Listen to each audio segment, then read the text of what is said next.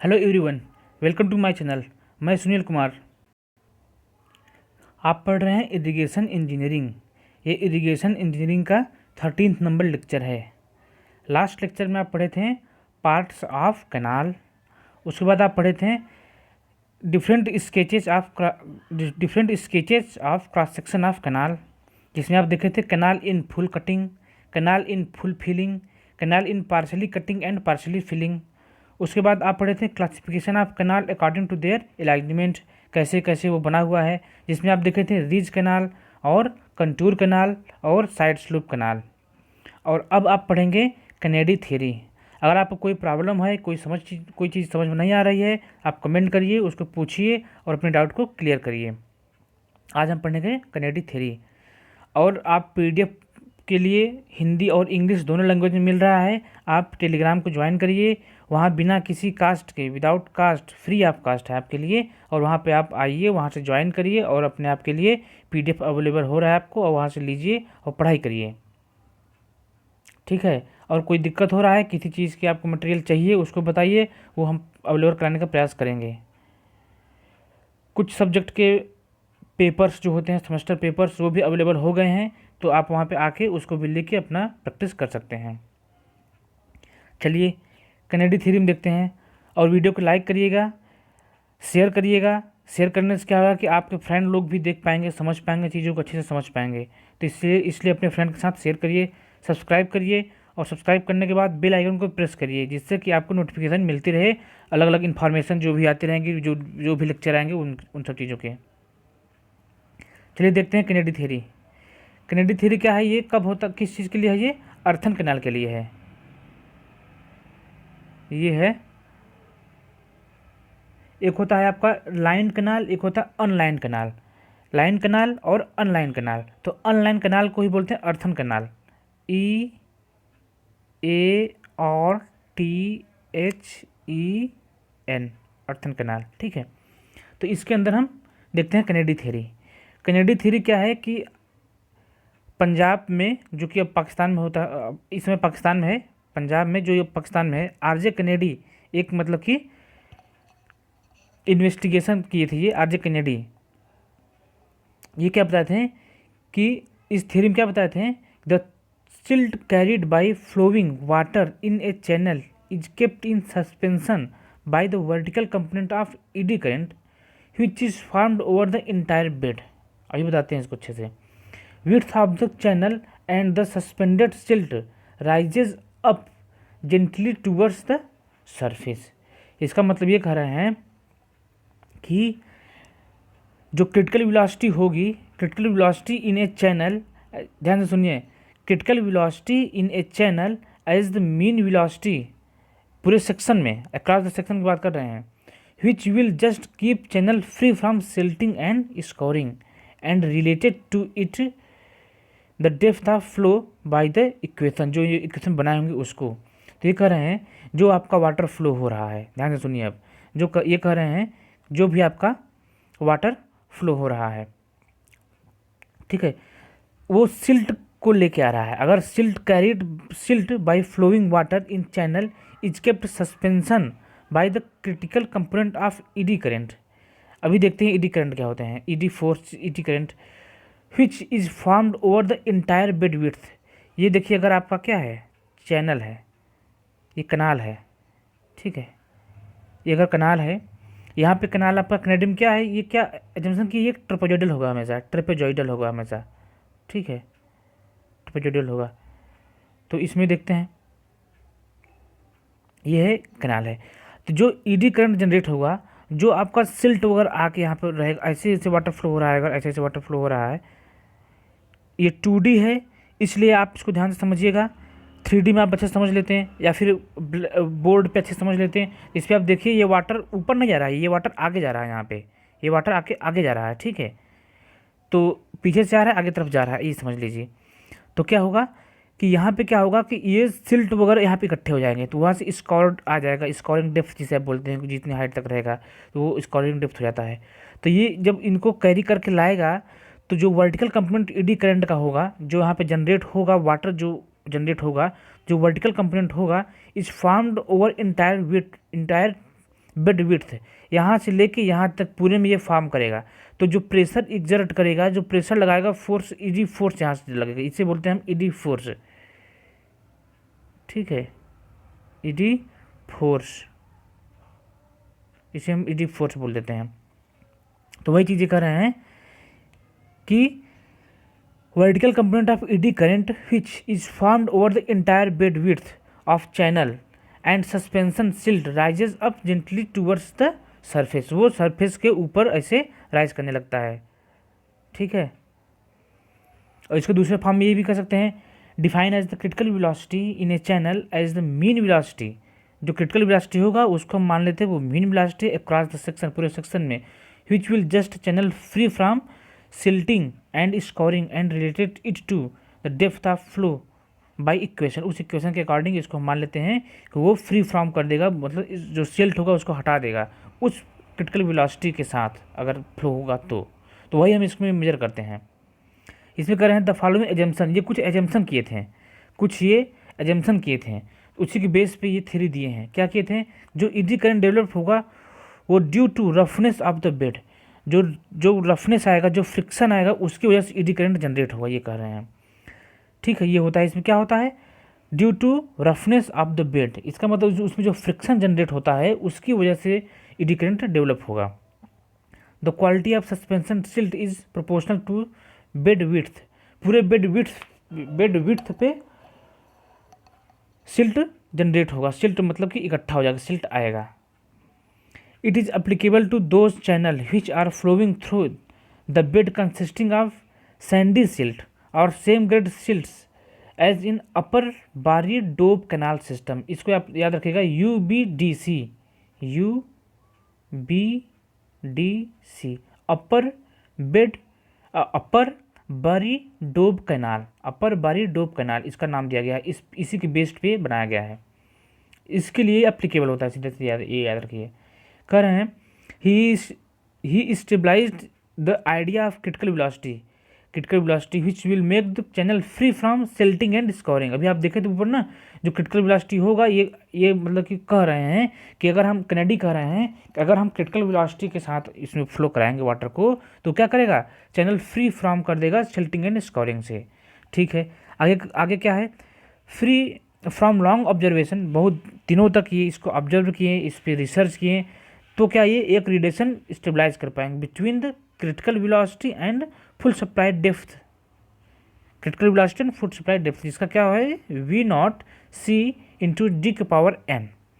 इसमें ये वैल्यू बताएं कि जो आपका C की वैल्यू होगा वो 0.546 होगा और n की जो वैल्यू होगी वो क्या होगी, 0.64 होगी। तो आगे देखिए, तो ये एक फार्मूला जनरेट कर दिए कि V0 इक्वल टू, मतलब critical velocity equal to 0.546 D के पावर 0.64।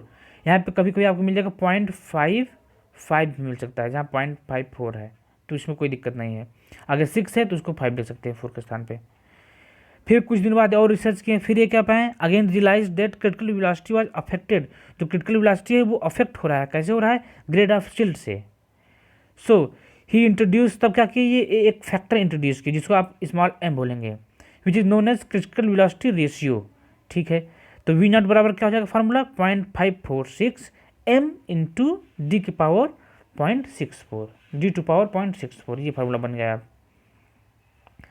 अब देखिए इसको, ये जो अपना जो ऑब्जर्वेशन किए थे इसमें ये हेल्प लिए थे किसका, कटर फार्मूले का, इसमें हेल्प लेंगे, मैनिंग फार्मूले का लेंगे और चेजी फार्मूले का लेंगे।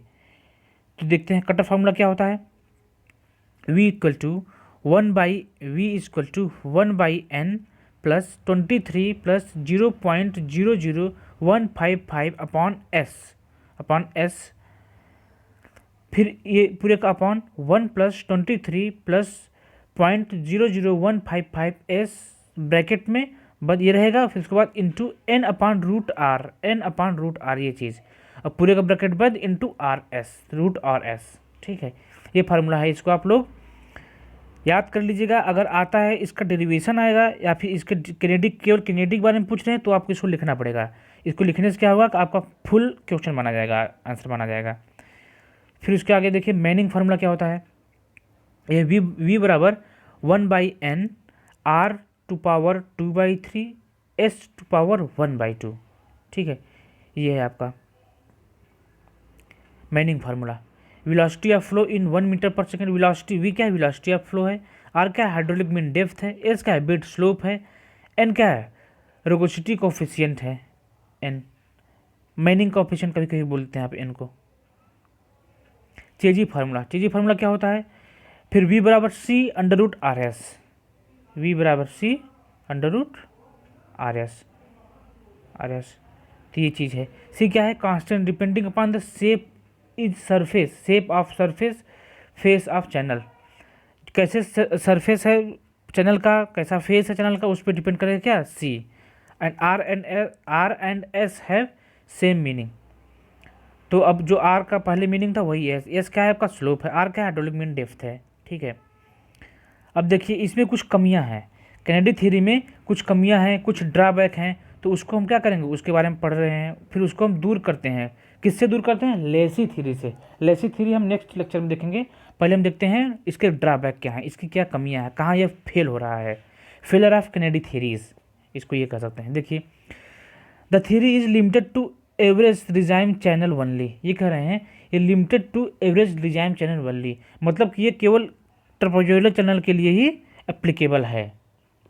रिजाइम चैनल क्या होता है, ऐसा चैनल जो there is no need to worry about phenomena of silting and scouring such a state only possible and artificial channel, मतलब जहाँ सिल्टिंग एंड स्कोरिंग ना होता हो उस चैनल की बात करना है, उसे बोलते हैं रिजाइम चैनल। और ये हमेशा जो इनकी थ्योरी है वो किस में एप्लीकेबल होगा, केवल ट्रापेजोइडल में एप्लीकेबल होगा, ट्रापेजोइडल चैनल में एप्लीकेबल होगा।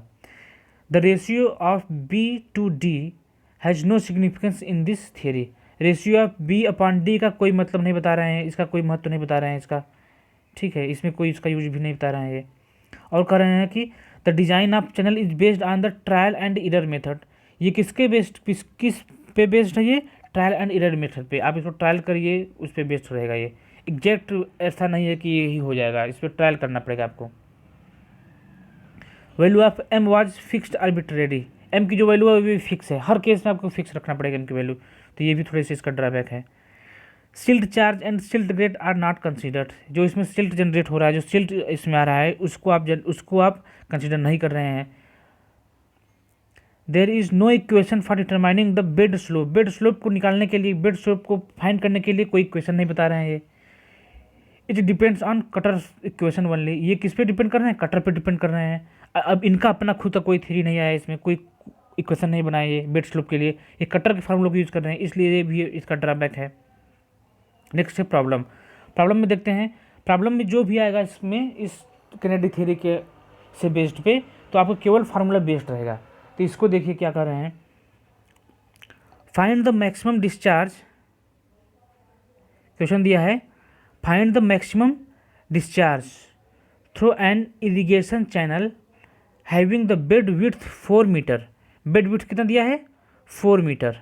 फुल सप्लाई डेप्थ इज कितना है, उस चैनल का डेप्थ क्या है, FSL से डेप्थ कितना है, 1.5 मीटर। इसका मतलब स्मॉल डी दिया है।